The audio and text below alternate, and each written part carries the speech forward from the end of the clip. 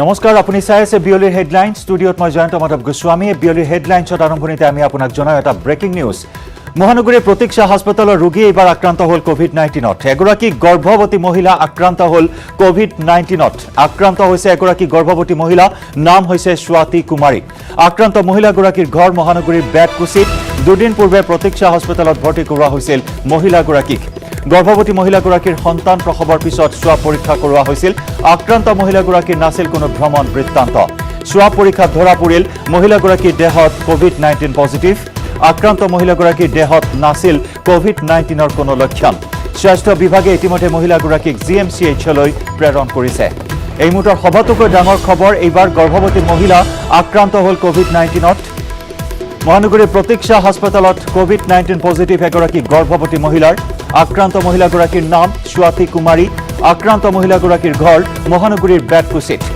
দুদিন পূৰ্বে প্ৰতীক্ষা হাস্পতালত ভৰ্তি কৰোৱা হৈছিল মহিলাগৰাকীক গৰ্ভৱতী মহিলাগৰাকীৰ সন্তান প্ৰসৱৰ পিছত স্বাব পৰীক্ষা কৰোৱা হৈছিল আক্ৰান্ত মহিলাগৰাকীৰ নাছিল কোনো ভ্ৰমণ বৃত্তান্ত এইখিনিতে আমি পুনৰ জনাও আপোনালোকক যে গুৱাহাটী মহানগৰীত এই পৰ্যন্ত প্ৰায় 2 শতাধিক লোকৰ কোনো ভ্ৰমণ বৃত্তান্ত নাই কোনো ট্ৰেভেল হিষ্ট্ৰী নাই যি কোভিড-19ত আক্ৰান্ত হৈছে আৰু তাৰ ভিতৰত এই গৰ্ভৱতী মহিলাগৰাকীৰো নাই কোনো ভ্ৰমণ বৃত্তান্ত স্বাব পৰীক্ষাত ধৰা পৰিল মহিলাগৰাকীৰ দেহত কৰোনা পজিটিভ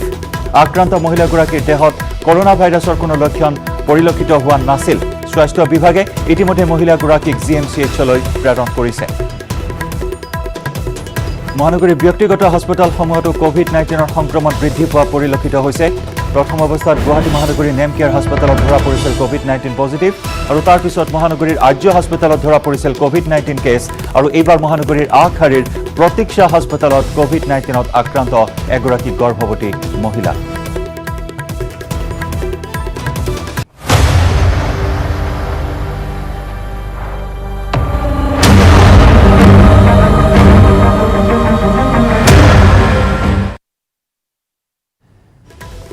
আৰু সমগ্ৰ গুৱাহাটীক লৈ এতিয়া সকলো উদ্বিগ্ন হৈ পৰিছে কিয়নো হটস্পটত পৰিণত হৈছে ৰাজধানী চহৰ গুৱাহাটী কোভিড-19ৰ এতিয়া হটস্পট হৈ পৰিছে ৰাজ্যৰ ৰাজধানী চহৰ গুৱাহাটী মহানগৰী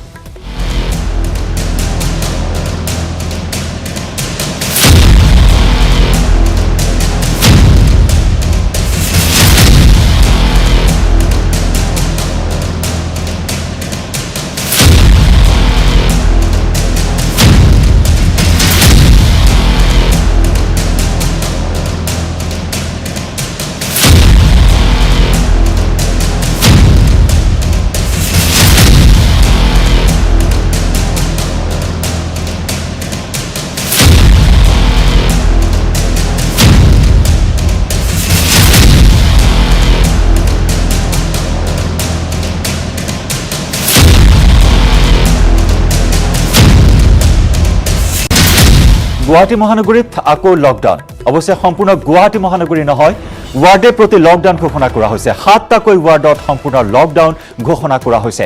আৰু ইয়া যেন অৱধাৰিত আছিল গুৱাহাটী মহানগৰীৰ ক্ষেত্ৰত কাৰণ গুৱাহাটী মহানগৰীত যেটো হাৰত কৰোনা ভাইৰাছৰ পৰিসংখ্যা বৃদ্ধি পাইছে বা এই কোভিড-19ৰ সংক্ৰমণ বৃদ্ধি পাইছে গতিকে তাৰ প্ৰতি লক্ষ্য ৰাখি ইয়া অৱধাৰিত আছিল গুৱাহাটী মহানগৰী কেইবাটাও স্থান হটস্পট হিচাপে চিহ্নিত কৰা হৈছে আৰু সেই অনুযায়ী কালি এক গুৰুত্বপূৰ্ণ পৰ্যালোচনা বৈঠক অনুষ্ঠিত হৈছিল মুখ্যমন্ত্ৰী সৰ্বানন্দ সোণোৱাল উপস্থিত আছিল সেই বৈঠকত উপস্থিত আছিল স্বাস্থ্যমন্ত্ৰী ডক্টৰ হিমন্ত বিশ্ব শৰ্মা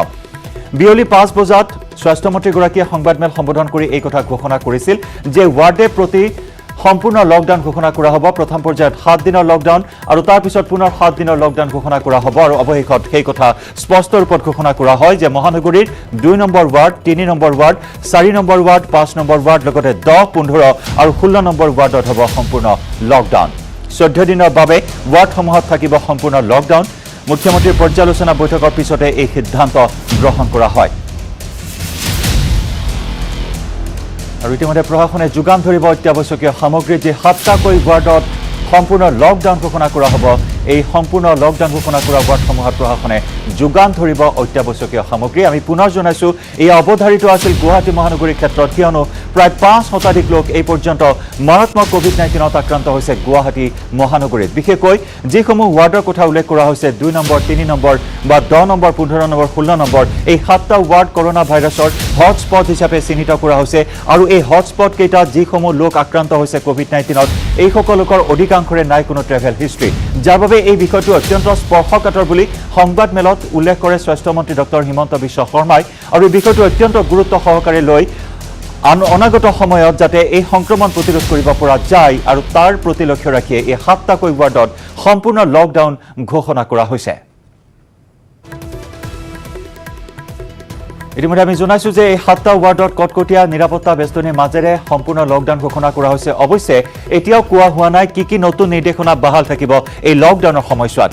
আমি এই মুহূৰ্তত আপোনাক জনাওঁ যে আজি কিছু সময় পিছত 2:30 বজাত কামৰূপ মহানগৰ জিলাৰ উপায়ুক্ত বিশ্বজিৎ পেগুৱে সংবাদমেল সম্বোধন কৰিব আৰু সেই সংবাদমেলত হয়তো বিশ্বজিৎ পেগুৱে উপায়ুক্তগৰাকীয়ে উল্লেখ কৰিব কি নতুন নিৰ্দেশনা তাত প্ৰযোজ্য হ'ব, যি 14 দিনৰ বাবে লকডাউন ঘোষণা কৰা হৈছে 7টাকৈ ৱাৰ্ডত কি নিৰ্দেশনাৰ মাজেৰে লকডাউন পালন কৰিব লাগিব তাৰ আৱাসীসকলে সেয়া স্পষ্ট ৰূপত হয়তো সংবাদমেলত উল্লেখ কৰিব। গতিকে 2:30 বজালৈ আমি অপেক্ষা কৰিব লাগিব। কিন্তু এই মুহূৰ্তৰ খবৰ আমি জনাইছো যে অত্যাৱশ্যকীয় সামগ্ৰী এই 14 দিনত যি অত্যাৱশ্যকীয় সামগ্ৰীৰ প্ৰয়োজন হ'ব সেয়া প্ৰশাসনে যোগান ধৰিব এই 7টা ৱাৰ্ডৰ বাসিন্দাসকলৰ বাবে। আৰু তাৰ সমান্তৰালকৈ আমি পুনৰ জনাইছো যে 31টাকৈ চেণ্টাৰ স্থাপন কৰা হৈছে গুৱাহাটী মহানগৰীত সোৱাব টেষ্টৰ বাবে। কালি স্বাস্থ্যমন্ত্ৰী ডক্টৰ হিমন্ত বিশ্ব শৰ্মাই এই ৱাৰ্ডসমূহৰ কথা উল্লেখ কৰিছিল আৰু এই মুহূৰ্তত টেলিভিছন স্ক্ৰীণত আহি সেই ৱাৰ্ডসমূহ প্ৰত্যক্ষ কৰিছে আপুনি। যদি আপোনাৰ কিবা সন্দেহ আছে যে আপুনিও কোভিড-19ৰ চিকাৰ হৈছে নেকি, তেতিয়াহ'লে আপুনিও আপোনাৰ সোৱাব টেষ্ট কৰাব পাৰিব এই চেণ্টাৰসমূহত গৈ। ইতিমধ্যে আমি জনাইছো যে 31টাকৈ ৱাৰ্ডত 31টাকৈ এই চেণ্টাৰ স্থাপন কৰা হৈছে কোভিড কেয়াৰ চেণ্টাৰ। এই মুহূৰ্তত টেলিভিছন স্ক্ৰীণত আমি আগবঢ়াইছো সেই বিশেষ তালিকাখন। কেইবাটাও স্থান নিৰ্ধাৰণ কৰা হৈছে, 31টাকৈ স্থান নিৰ্ধাৰণ কৰা হৈছে আৰু 31টাকৈ স্থানত সোৱাব টেষ্টিঙৰ ব্যৱস্থা কৰিছে কামৰূপ মহানগৰ জিলা প্ৰশাসনে। এই কথা সংবাদমেলত ঘোষণা কৰে স্বাস্থ্যমন্ত্ৰী ডক্টৰ হিমন্ত বিশ্ব শৰ্মাই।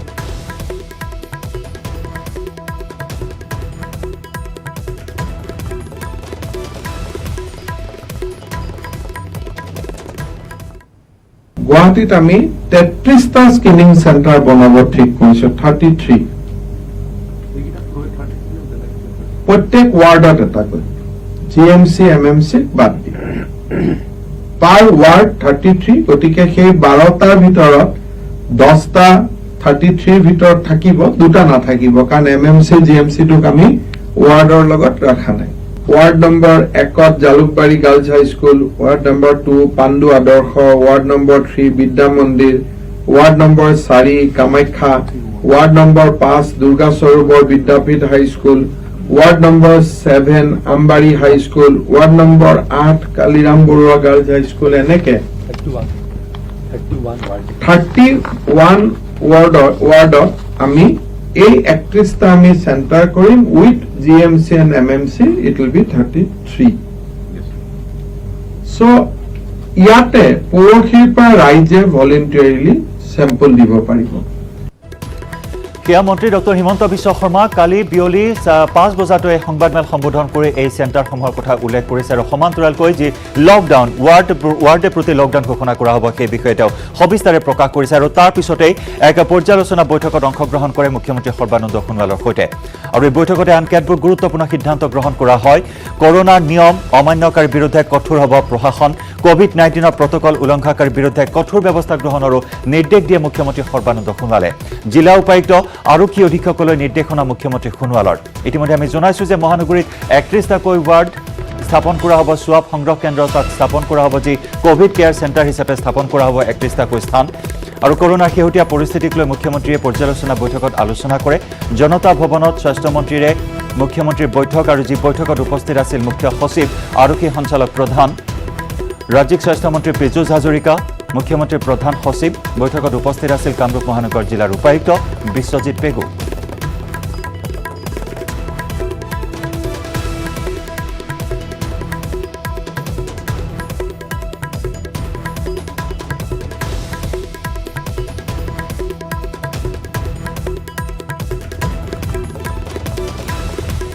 ইতিমধ্যে আমি আপোনাক জনাইছো যে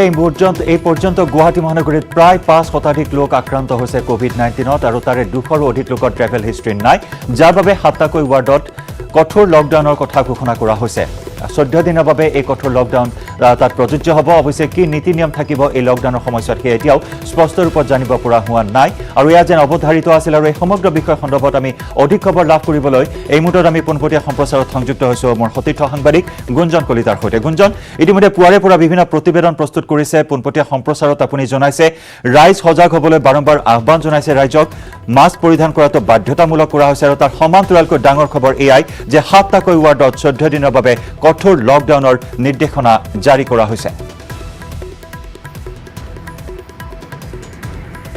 চাওক জয়ন্ত, লকডাউনৰ আৰম্ভণিতে আমি দেখিছিলোঁ যে সম্পূৰ্ণৰূপে লকডাউন আছিল। তাত কোনো ফাৰ্মাচী খোলা, তাত কোনো গেলামাল দোকান খোলা নাছিল, কোনো মানুহৰ প্ৰৱেশ প্ৰস্থান, কোনো ধৰণৰ প্ৰৱেশ প্ৰস্থান নাছিলে। ঠিক একেদৰে আমি এই মুহূৰ্তলৈকে খবৰ পোৱা অনুসৰি যি 7টা ৱাৰ্ড চিনাক্ত কৰা হৈছে, যি 7টা ৱাৰ্ডৰ বিষয়ে আপুনি ইতিমধ্যে দৰ্শকসকলক অৱগত কৰিছে, সেই 7টা ৱাৰ্ডত সম্পূৰ্ণৰূপে লকডাউন হ'ব। তাত কোনো ধৰণৰ গেলামাল দোকান বা কোনো ধৰণৰ কোনো লোককে তাত চলন ফুৰণৰ কোনো অনুমতি তাত প্ৰদান কৰা নহ'ব। যাৰ এই সময়ছোৱাত অত্যাৱশ্যকীয় সামগ্ৰীৰ প্ৰয়োজন হ'ব তেওঁলোকক প্ৰশাসনৰ ফালৰ পৰা যোগান ধৰা হ'ব। আমি দেখিছিলোঁ যে লকডাউনৰ আৰম্ভণিতে যে মানুহৰ অত্যাৱশ্যকীয় সামগ্ৰীৰ ক্ষেত্ৰত যথেষ্ট অসুবিধা আহি পৰিছিলে আৰু ঠিক তেনে সেই অসুবিধাসমূহ দূৰ কৰাৰ বাবে প্ৰশাসনে একোখনকৈ বাহনত শাক পাচলি আদি যোগান ধৰা আমি বাতৰি ইতিমধ্যে কৰিছোঁ। গতিকে সেই একেধৰণে গুৱাহাটী মহানগৰীৰ এই 7টা ৱাৰ্ডত এই কাৰ্যখিনি চলি থাকিব। আৰু এটা কথা আপুনি ইতিমধ্যে কৈছে যে অধিকাংশ লোক গুৱাহাটী মহানগৰীত ধৰা পৰিছে যাৰ কোনো ভ্ৰমণ বৃত্তান্ত নাই। এতিয়া আমি যেনেধৰণে ইতিমধ্যে বাতৰি কৰিছোঁ, একাংশই সংবাদ মাধ্যমত প্ৰতিক্ৰিয়া ব্যক্ত কৰিও কৈছে যে গুৱাহাটীত ইতিমধ্যে গণসংক্ৰমণ আৰম্ভ হৈছে আৰু এই যে 31টা স্বাব সংগ্ৰহ কেন্দ্ৰ কালিৰে পৰা আৰম্ভ কৰা হ'ব, এই স্বাব সংগ্ৰহ এটা একমাত্ৰ উদ্দেশ্য হৈছে যাতে এই গণসংক্ৰমণ হৈছে নে নাই তাৰ যাতে সঠিক পৰীক্ষা নিৰীক্ষা কৰিব পৰা যায়। আমি দেখিছিলোঁ যে পূৰ্বতে 12খন চিকিৎসালয় গুৱাহাটী মহানগৰীত লোৱা হৈছিল, য'ত মানুহে নিজৰ স্বাব যদি কোনোবাই যদি ক'ভিড টেষ্ট কৰিব বিচাৰে তেনেহ'লে তেওঁলোকে কৰিব পাৰিছিল। এতিয়া শেহতীয়াভাৱে যি 31টা স্বাব সংগ্ৰহৰ বাবে কেন্দ্ৰ স্থাপন কৰা হৈছে, 31খন বিদ্যালয় আচলতে লোৱা হৈছে আৰু বিদ্যালয়ৰ প্ৰধান শিক্ষক আৰু অধ্যক্ষক আজি দিনৰ 11 বজাত উপায়ুক্তৰ সৈতে এখন বৈঠকত মিলিত হয় আৰু বৈঠকত তেওঁলোকক কেনেধৰণে এই সমগ্ৰ প্ৰক্ৰিয়াটো কৰিব লাগিব, কেনেধৰণে মানুহ আহিব, কেনেধৰণে স্বাব তেওঁলোকে দিব আৰু কেনেধৰণে তাৰ পৰা ওলাই যাব যাতে কোনো ধৰণৰ খামখেয়ালি নিশ্চয়কৈ গুঞ্জন অত্যাৱশ্যকীয় সামগ্ৰী যোগান ধৰা হ'ব, অত্যাৱশ্যকীয় সামগ্ৰী যোগান ধৰা হ'ব। ইয়াৰ পৰা এটা কথা স্পষ্ট যে আপুনি উল্লেখ কৰিলে যে গেলামালৰ দোকান পৰ্যন্ত বন্ধ ৰখা হ'ব। গতিকে প্ৰথম পৰ্যায়ৰ যি লকডাউন আছিল, গতিকে তেনেকুৱা ধৰণৰ সমপৰ্যায়ৰ লকডাউনৰ নীতি নিয়মে অৱলম্বন কৰা হ'ব এইবাৰ এই কঠোৰ লকডাউনত এই 7টা ৱাৰ্ডত। নিশ্চয়কৈ জয়ন্ত, কাৰণ যি প্ৰাথমিক আমি তথ্য লাভ কৰিছোঁ সেই প্ৰাথমিক তথ্য অনুসৰি আমাক এনেধৰণে আমি গম পাইছোঁ যে সম্পূৰ্ণৰূপে বন্ধ কৰি দিয়া হ'ব এই 7টা অঞ্চল, যাতে কোনো লোক তাৰ পৰা বাহিৰলৈকে ওলাই যাব নোৱাৰে, কোনো লোক তাৰ ভিতৰত যাতে প্ৰৱেশ কৰিব নোৱাৰে। তাৰ বাবে সম্পূৰ্ণ লকডাউনৰ পোষকতা ইতিমধ্যে কৰা বুলি আমি গম পাইছোঁ। কিন্তু যিহেতু আৰু মাত্ৰ কেইটামান মুহূৰ্তৰ পিছতে উপায়ুক্তৰ সংবাদমেল আৰম্ভ হ'ব, বিশ্বজিৎ পেগুৱে সংবাদ মাধ্যমক সম্বোধন কৰি কি নতুন নিৰ্দেশনা থাকিব, কি কৰিব পাৰিব, কি কৰিব নোৱাৰিব, এই সকলোখিনি সবিশেষ ক'ব। গতিকে মাত্ৰ কেইটামান মুহূৰ্ত আছে আৰু তেতিয়া সকলোখিনি স্পষ্ট হ'ব। কিন্তু প্ৰাথমিক তথ্যৰ ভিত্তিত এইখিনিয়ে এই মুহূৰ্তত কোৱাটো যুগুত হ'ব যে সম্পূৰ্ণৰূপে লকডাউনৰ পোষকতা কৰিছে চৰকাৰ আৰু প্ৰশাসনে। গুঞ্জন যদি চোৱা হয়, যিটো আমি অপেক্ষা কৰিব লাগিব বিশ্বজিৎ পেগুৰ সংবাদমেললৈ, কিন্তু এই মুহূৰ্তত আপোনাৰ পৰা জানিব বিচাৰিম যে 7টাকৈ ৱাৰ্ড মহানগৰবাসীৰ বাবে এই 7টা ৱাৰ্ডৰ কোন স্থান অন্তৰ্ভুক্ত হ'ব এই মুহূৰ্তত যদি স্পষ্ট ৰূপত আপুনি আমাক জনায় বা আমাৰ দৰ্শকসকলক জনায়, এই অঞ্চলসমূহ সম্পূৰ্ণৰূপে লকডাউন হ'ব নে কলনী হিচাপত লকডাউন হ'ব, গতিকে কেনেকুৱা ধৰণৰ নিৰ্দেশনা তাত আৰোপ কৰা হ'ব পাৰে? চাওক জয়ন্ত, ৱাৰ্ড নাম্বাৰ কেইটা মই কৈ দিছোঁ। ৱাৰ্ড নাম্বাৰ 2, 3, 4, 6, 10, 15, 16 এইকেইটা ৱাৰ্ডত সম্পূৰ্ণৰূপে লকডাউন হ'ব। এতিয়া এইকেইটা ৱাৰ্ডৰ ভিতৰতনো কোন অঞ্চল পৰিছে মই সেইখিনি দৰ্শকসকলক অৱগত কৰি দিব বিচাৰিছোঁ। ৱাৰ্ড নাম্বাৰ 2, ইয়াৰ ভিতৰত আহিছে জালুকবাৰীৰ অংশ, তাৰ ভিতৰত পৰিব গুৱাহাটী বিশ্ববিদ্যালয়ৰ চৌহদ, নামবাৰী কলনী, গোটানগৰ, এই অঞ্চলটো পৰিব ৱাৰ্ড নাম্বাৰ 2ত। ৱাৰ্ড নাম্বাৰ 3ত আহিব ফেৰীঘাট কলনী, এটা অংশ পৰিব, নিউ কলনীৰ পাৰ্ট এটা পৰিব, ইনষ্টিটিউট কলনীৰ পাৰ্ট এটা পৰিব আৰু 3 নম্বৰ ফেৰীঘাট কলনী এই ৱাৰ্ড নম্বৰ 3ত অন্তৰ্ভুক্ত হ'ব। ৱাৰ্ড নম্বৰ 4ত একেদৰে অন্তৰ্ভুক্ত হ'ব ৰেষ্ট কেম্প কলনীৰ অংশ তাত অন্তৰ্ভুক্ত হ'ব, একাউণ্টছ কলনীৰ অংশ তাত অন্তৰ্ভুক্ত হ'ব আৰু ৱাৰ্ড নম্বৰ 6ত অন্তৰ্ভুক্ত হ'ব আদাবাৰী ৰেলৱে কলনীৰ এটা অংশ, BBC কলনী এটা অংশ তাত অন্তৰ্ভুক্ত হ'ব। ৱাৰ্ড নম্বৰ 10ত অন্তৰ্ভুক্ত হ'ব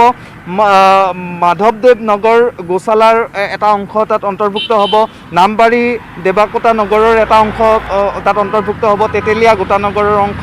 নামবাৰীৰ এটা অংশ তাত অন্তৰ্ভুক্ত হ'ব আৰু একেদৰে GMC ৱাৰ্ড নম্বৰ 15ত অন্তৰ্ভুক্ত হ'ব বৰ্ষাপাৰা আৰু GMC ৱাৰ্ড নম্বৰ 16 নম্বৰ ৱাৰ্ডত অন্তৰ্ভুক্ত হ'ব দক্ষিণগাঁও, জ্যোতিকুচি, ফটাহিল, কালাপাহাৰ আৰু উদালবাক্ৰা। এইকেইটা অঞ্চল অন্তৰ্ভুক্ত হ'ব। এতিয়া আমাৰ সকলোৰে এটাই প্ৰচেষ্টা হোৱা উচিত যে এই 7টাতকৈ যাতে ৱাৰ্ডৰ সংখ্যা সম্পূৰ্ণৰূপে লকডাউন দিবলগীয়া ৱাৰ্ডৰ সংখ্যা যাতে বৃদ্ধি নহয়, তাৰ বাবে সকলোৱে সামাজিক দূৰত্ব বজাই মাস্ক পৰিধান কৰি কৰোনা সংক্ৰমণৰ পৰা ইজনে সিজনক ৰক্ষা কৰাটো এই মুহূৰ্তৰ আটাইতকৈ উল্লেখনীয় পদক্ষেপ হিচাপে বিবেচিত হৈছে। সেয়েহে ইতিমধ্যে মুখ্যমন্ত্ৰীৰ অধ্যক্ষতাত কালি যি বৈঠক অনুষ্ঠিত হৈছিল তাতো মুখ্য সচিবক নিৰ্দেশ দিয়া হৈছে যে যিসকলে মাস্ক পৰিধান নকৰে, যিসকলে সামাজিক ব্যৱধান মানি নচলে তেওঁলোকৰ বিৰুদ্ধে কঠোৰ ব্যৱস্থা চৰকাৰ প্ৰশাসনে গ্ৰহণ কৰিব। গুঞ্জন, লগতে সংবাদমেলত কালি হিমন্ত বিশ্ব শৰ্মাই আন এটা গুৰুত্বপূৰ্ণ কথা উল্লেখ কৰিছে যে অনাগত 10 দিন, আগন্তুক 10 দিন কিন্তু গুৱাহাটীৰ বাবে একেবাৰে শুভ নহয় সময়। চাওক, হিমন্ত বিশ্ব শৰ্মাই আৰম্ভণিৰ পৰা তেওঁ ইংগিতসমূহ দি আহি আছে যে বাহিৰৰ পৰা যেতিয়া আমি দেখিছিলোঁ যে শ্ৰমিক এক্সপ্ৰেছ যোগে মানুহ আহি আছিল বাহিৰলৈ, তেতিয়াই কোৱা হৈছিল যে সংখ্যা বৃদ্ধি হ'ব। কিন্তু আজি তেওঁ সংবাদমেলত উল্লেখ কৰা অনুসৰি আজিৰ দিনটোৱে হৈছে শ্ৰমিক এক্সপ্ৰেছ যিসমূহ আহি আছে, আজি হৈছে অন্তিম দিন। আজিৰ পিছত আৰু শ্ৰমিক এক্সপ্ৰেছ নাহে। গতিকে আজিৰ পিছত সম্ভৱতঃ তেওঁ এটা অনুমান কৰিছে যে কৰোনা আক্ৰান্তৰ সংখ্যা সম্ভৱতঃ কম হ'ব, কিয়নো আমি দেখিছোঁ যে ৰিকভাৰী ৰেট 63.3% ইতিমধ্যে সুস্থ হৈ উঠিছে। গতিকে আক্ৰান্ততকৈ সুস্থ হৈ উঠাৰ সংখ্যা এই মুহূৰ্তত বেছি। গতিকে নতুন যদি ৰোগী আক্ৰান্ত নহয় তেনেহ'লে আপুনি দেখিছে, প্ৰতিগৰাকী দৰ্শকে দেখিছে এইকেইদিন আক্ৰান্তৰ সমান্তৰালকৈ আৰোগ্য হৈ উঠা ৰোগীৰ সংখ্যাও কিন্তু যথেষ্ট। একে সময়তে 200গৰাকী আৰোগ্য হৈ উঠিছে, একে সময়তে 150গৰাকী আৰোগ্য হৈ উঠিছে, যি খুব ভাল লক্ষণ। গুঞ্জন, মই শেষত জানিব বিচাৰিম আপুনি ফাঁচী বজাৰত পুৱাৰে পৰা উপস্থিত আছিল। ফাঁচী বজাৰক লৈ মন্ত্ৰীগৰাকীয়ে কালি এটা গুৰুত্বপূৰ্ণ মন্তব্য কৰিছিল যে ফাঁচী বজাৰতে কৰোনাৰ এখন বিশাল জালৰ সৃষ্টি হৈছে, বহু লোকে হয়তো বহু তথ্য লুকুৱাই ৰাখিছে ফাঁচী বজাৰত। আপুনি যি দৃশ্য প্ৰত্যক্ষ কৰিছিল, এই ক্ষেত্ৰত ফাঁচী বজাৰৰ ক্ষেত্ৰত প্ৰশাসনে কেনেকুৱা ধৰণৰ কঠোৰ পদক্ষেপ গ্ৰহণ কৰা আপোনাৰ দৃষ্টিগোচৰ হ'ল আজি পুৱাৰ ভাগত? চাওক জয়ন্ত, যেতিয়া মংগলু চাহানিৰ কথা আমাৰ দৰ্শকসকলে জানে, যে আলু গুদামৰ কথাখিনিও জানে, আলু গুদামৰ পৰা কৰোনাৰ এটা এটাকৈ আক্ৰান্ত হোৱা লোকৰ সংখ্যা ওলাই আছিল ফাঁচী বজাৰৰ পৰা, বিভিন্ন অঞ্চল কণ্টেইনমেণ্ট জোন কৰি দিয়া হৈছিল। কিন্তু তাৰপিছতো ফাঁচী বজাৰত আমি আজি পুৱাৰ ভাগতো নেদেখিলোঁ যে তাত সামাজিক ব্যৱধান নাই, তাত মাস্ক পৰিধান একাংশই কৰিছে, কিন্তু অধিকাংশই তাত মাস্ক পৰিধান কৰা আমি তাত দেখিবলৈ পোৱা নাই। গতিকে এনেধৰণে যদি থাকে, তাকো ফাঁচী বজাৰ য'ত হটস্পট বুলি ক'বলৈ আৰম্ভ কৰিছে, য'ত ইজনৰ পিছত ইজনকৈ কোনো ধৰণৰ ভ্ৰমণ বৃত্তান্ত নথকা মানুহ কৰোনাত পজিটিভ হ'বলৈ ধৰিছে, গতিকে এয়া নিশ্চয়কৈ শুভ সংকেত নহয় বা শুভ লক্ষণ নহয়। সেয়েহে প্ৰতিগৰাকী ব্যক্তিৰ দায়িত্ব যে নিজক যাতে সুৰক্ষিত কৰি ৰাখে, নিজৰ লগতে নিজৰ পৰিয়ালটোক সুৰক্ষিত কৰি ৰাখে। নিশ্চয়, ধন্যবাদ গুঞ্জন, আপোনাক ধন্যবাদ জ্ঞাপন কৰিছোঁ এই মুহূৰ্তত। আৰু সঁচাকৈ ৰাইজৰ সহায় সহযোগিতা অবিহনে এই যুদ্ধত আগুৱাই যোৱাটো সম্ভৱ নহয়। এই কৰোনা যুদ্ধত জয়ী হ'বলৈ সকলোৰে সহায় সহযোগিতা লাগিব আৰু সেইবাবে আপুনি সজাগ হ'ব লাগিব, আপুনি সকলো সাৱধানতা অৱলম্বন কৰিব লাগিব। আৰু এই কৰোনাৰ সংক্ৰমণ প্ৰতিৰোধ কৰিবৰ বাবেই এতিয়া গুৱাহাটী মহানগৰীৰ প্ৰথম পৰ্যায়ত 7টাকৈ ৱাৰ্ডত 14 দিনৰ বাবে লকডাউন ঘোষণা কৰা হৈছে। আৰু এই মুহূৰ্তত বিয়লি হেডলাইন্সত আমি দেখুৱাম এটা ব্যতিক্ৰমী দৃশ্য, সৰুসজাই ষ্টেডিয়াম যি কোৱাৰেণ্টাইন চেণ্টাৰ, সেই কোৱাৰেণ্টাইন চেণ্টাৰৰ এটা ব্যতিক্ৰমী দৃশ্য আপোনালোকৰ বাবে আমি লৈ আহিম। কিন্তু তাৰ পূৰ্বে বিয়লি হেডলাইন্সত লৈছোঁ এটি চমু বাণিজ্যিক বিৰতি। বিয়লি হেডলাইন্সত আমি আপোনাক জনাওঁ যে কৰিমগঞ্জত বিধায়কৰ দেহত ধৰা পৰিল ক'ভিড পজিটিভ, আৰু এয়া হৈছে প্ৰথমগৰাকী জনপ্ৰতিনিধি যি আক্ৰান্ত হৈছে ক'ভিড-19ত। হয়, এগৰাকী জনপ্ৰতিনিধি কৃষ্ণেন্দু পাল, বিজেপি বিধায়ক, তেওঁ আক্ৰান্ত হৈছে ক'ভিড-19ত। পাথাৰকান্দিৰ বিধায়ক কৃষ্ণেন্দু পালৰ দেহত ধৰা পৰিল ক'ভিড-19, আৰু তাৰ পিছতে মঙলবাৰে জিলা উপায়ুক্তৰ কাৰ্যালয় আৰক্ষী অধীক্ষকৰ কাৰ্যালয় জিলা পৰিষদ সহ আমোলাসকলৰ বাংলো আৰু বিভিন্ন কাৰ্যালয় চেনিটাইজ কৰা হয় উল্লেখযোগ্য যে মন্ত্ৰী নৱকুমাৰ দলেৰ লগতো আন বহুতৰ সৈতে সভাত মিলিত হৈছিল বিধায়কগৰাকী সোৱাব টেষ্টৰ ফলাফল অহাৰ সময়লৈকে জিলা উপায়ুক্তৰ কাৰ্যালয়ত উপস্থিত আছিল বিধায়ক কৃষ্ণেন্দু পাল ইতিমধ্যে কৰিমগঞ্জ কোভিড চিকিৎসালয়ত ভৰ্তি কৰোৱা হৈছে বিধায়কগৰাকীক পৰিয়ালৰ লগতে বিধায়কগৰাকীৰ সংস্পৰ্শলৈ অহা গাড়ী চালক ব্যক্তিগত সহকাৰী ঘৰৰ পৰিচালিকা আৰু পিএছৰ লগতে মুঠ 30 গৰাকীকৈ লোকক হোম কোৱাৰেণ্টাইনত ৰখাৰ ব্যৱস্থা কৰা হৈছে মঙলবাৰে সকলোৰে সোৱাব সংগ্ৰহ কৰা হ'ব লগতে জিলা বিজেপিৰ নেতা কৰ্মী কাৰ্যালয়সমূহৰ কৰ্মী সকলোৰে সোৱাব টেষ্ট কৰোৱা হ'ব ইতিমধ্যে কৰিমগঞ্জ চহৰৰ পাথাৰকান্দি ৰোডত থকা বিধায়কগৰাকীৰ বাসগৃহ কণ্টেইনমেণ্ট জোন হিচাপে ঘোষণা কৰা হৈছে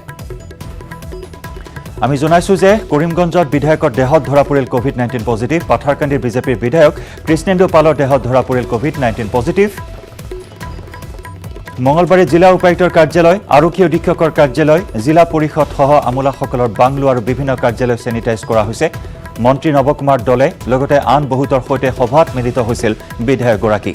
গতিকে বিধায়কগৰাকীৰ পৰা এই শৃংখলা হয়তো দীঘলীয়া হ'ব পাৰে তাৰ বাবে বৰ্তমান সকলো সাৱধানতা গ্ৰহণ কৰা হৈছে সোৱাব টেষ্টৰ ফলাফল অহাৰ সময়লৈকে জিলা উপায়ুক্তৰ কাৰ্যালয়ত উপস্থিত আছিল বিধায়ক কৃষ্ণেন্দু পাল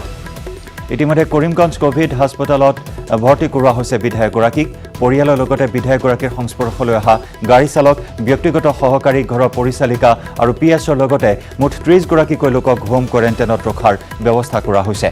মঙলবাৰে অৰ্থাৎ আজি সকলোৰে সোৱাব সংগ্ৰহ কৰা হ'ব লগতে জিলা বিজেপিৰ নেতা কৰ্মী কাৰ্যালয়সমূহৰ কৰ্মীসকলৰো সোৱাব টেষ্ট কৰোৱা হ'ব ইতিমধ্যে কৰিমগঞ্জ চহৰৰ পাথাৰকান্দি ৰোডত থকা বিধায়কগৰাকীৰ বাসগৃহ কণ্টেইনমেণ্ট জোন হিচাপে ঘোষণা কৰা হৈছে অসমৰ প্ৰথমগৰাকী বিধায়কৰ কোভিড পজিটিভ ধৰা পৰিছে কৰিমগঞ্জ জিলাৰ পাথাৰকান্দি সমষ্টিৰ বিধায়ক কৃষ্ণেন্দু পালৰ কোভিড পজিটিভ ধৰা পৰিছে যোৱাকালি আৰু ইয়াৰ পাছতে হাহাকাৰ অৱস্থাৰ সৃষ্টি হৈছে কৰিমগঞ্জত কিয়নো তেওঁ এগৰাকী জনপ্ৰতিনিধি আৰু এটা কথা ক'ব লাগিব যেন এই বিধায়কগৰাকী কিন্তু যোৱা প্ৰায় 4 মাহৰ ভিতৰত অসমৰ বাহিৰে আন কোনো ঠাইত যোৱা নাই আনকি এই 3 মাহৰ ভিতৰত কিন্তু গুৱাহাটীতো যোৱা নাই কিন্তু এটা কথা দেখিব লাগিব যেহেতু জনপ্ৰতিনিধি সমষ্টি যিসকল কোৱাৰেণ্টাইন চেণ্টাৰ আছে এই কোৱাৰেণ্টাইন চেণ্টাৰত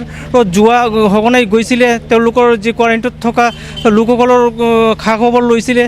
আৰু এটা কথা ক'ব লাগিব যেন তেওঁ যেহেতু জনপ্ৰতিনিধি ইয়াৰ বাবে কিন্তু বিভিন্ন সভা সমিতিত যোগ দিছিলে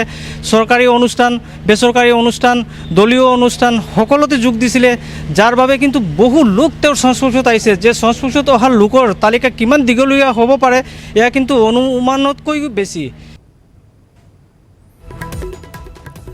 আৰু এইখিনি মুহূৰ্তত আমি যোগাযোগ স্থাপন কৰিছোঁ পাথাৰকান্দিৰ বিজেপিৰ বিধায়ক কৃষ্ণেন্দু পাল ডাঙৰীয়াৰ সৈতে তেওঁ বৰ্তমান কৰিমগঞ্জ চিভিলত চিকিৎসাধীন হৈ আছে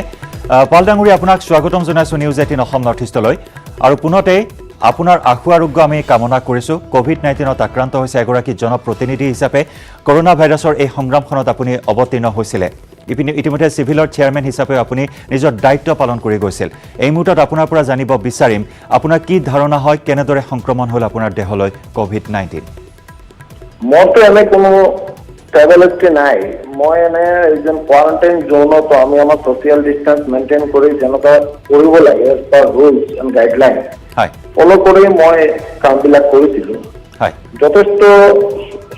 মানে সহনশীলতাৰ মাজত আমি যাতে এজ পাৰ গভৰ্ণমেণ্ট ৰুল যিটো আছে ছ'চিয়েল ডিষ্টেন্স চব মেইনটেইন কৰাৰ পিছতে কেনেকুৱা হ'ল মই নাজানো এদিন আমি জেলা উপায়ুক্ত অফিসত আমার 19 তারিখে এটা মানে মিটিং আছে বিএডিপি বর্ডার এরিয়া ডেভেলপমেন্ট প্রোগ্রামের একটা মিটিং আছিলে তাতে মিটিংয়ের পিছত আমার 4 গৰাকী বিধায়ক এমপি সব ডিসি অফিসর কার্যকর্তা সবর মানে সব টেস্ট ললে তো তার পিছত কালি মই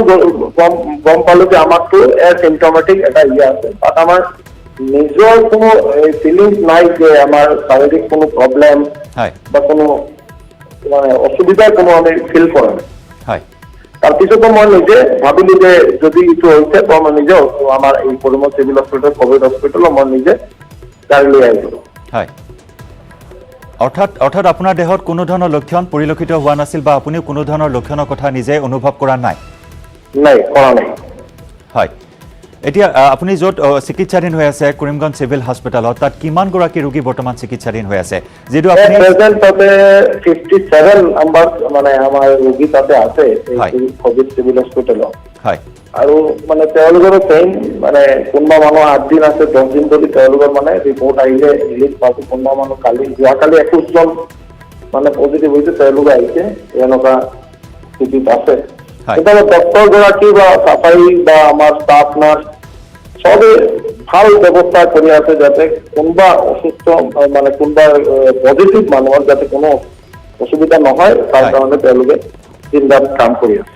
অৰ্থাৎ আপোনাৰ কোভিড যেতিয়া পজিটিভ আপোনাৰ ফলাফল আহিল তেতিয়া আপুনি কৰিমগঞ্জ উপায়ুক্তৰ কাৰ্যালয়তে উপস্থিত আছিল সেই সময়ছোৱাত তেতিয়া আমাৰ এটা মিটিং আছিল আমাৰ টি গাৰ্ডেনৰ এটা সমস্যাৰ কাৰণে হয় হাতীগিৰা টি গাৰ্ডেনটো লকডাউন আছিলে এইটো লক আউট হ'ল এতিয়া ৰিঅপেন হ'ব এইটোৰ কাৰণে মই কৰিছিলোঁ আৰু আমি কেতিয়া ভবাও নাই যে আমাৰ এই মানে কোনো পজিটিভ কিবা হোৱাৰ কোনো লক্ষণ আছে বুলি হয় সেইটো কাৰণে মই নিজৰ ফিলিংছো কৰোঁ ইতিমধ্যে আপোনাৰ ট্ৰেভেল হিষ্ট্ৰী কোনো ধৰণৰ নাই বা এই সময়ছোৱাত আপুনি কেইবাখনো সভাত অংশগ্ৰহণ কৰিছে মন্ত্ৰী নৱকুমাৰ দলেৰ সৈতেও আপুনি সভাত অংশগ্ৰহণ কৰিছে গতিকে তেনেস্থলত এই মুহূৰ্তত কি সাৱধানতা গ্ৰহণ কৰা পৰিলক্ষিত হৈছে বা কেনেকুৱা ধৰণৰ সাৱধানতা গ্ৰহণ কৰা উচিত আপোনাৰ দৃষ্টিত এই মুহূৰ্তত কি আহ্বান জনাব আপুনি মই ভাবো আমাৰ লগত যোন মানুহবিলাকে তেওঁলোকে জানে যে আমি কৃষ্ণন্দু পাৰৰ লগত মানে লগ হৈছে বা মানে দেখা হৈছে তেওঁলোকে নিজে সেল্ফ কোৱাৰেণ্টাইন কৰি দিব লাগে হয় আৰু যদি মানে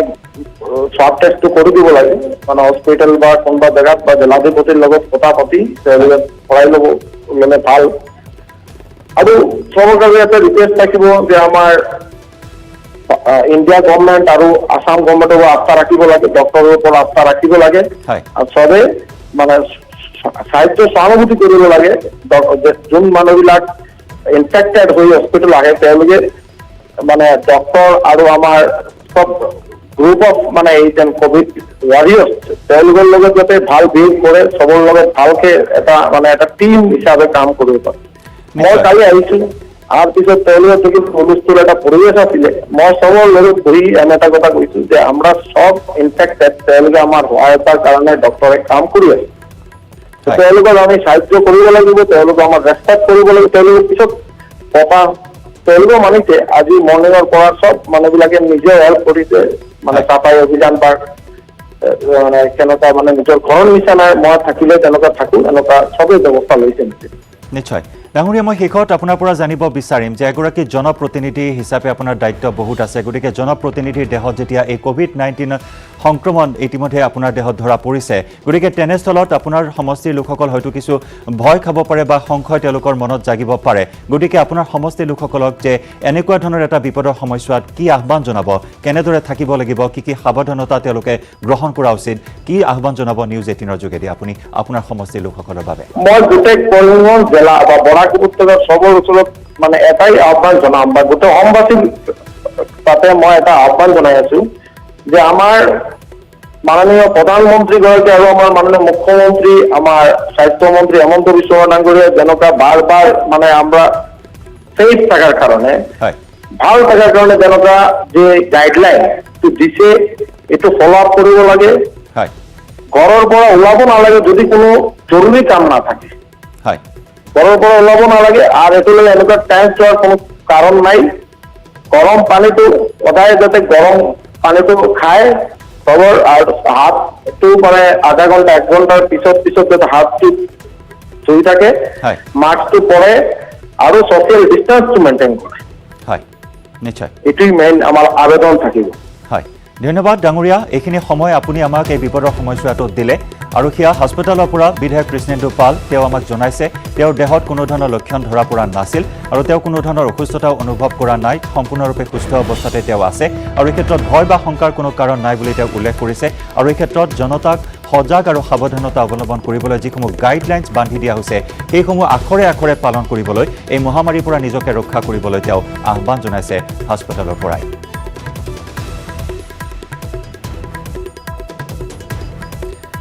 খবৰ অব্যাহত থাকিব বিয়লি হেডলাইন্সত পুনৰ সময় হল আন এটি চমু বাণিজ্যিক বিৰতি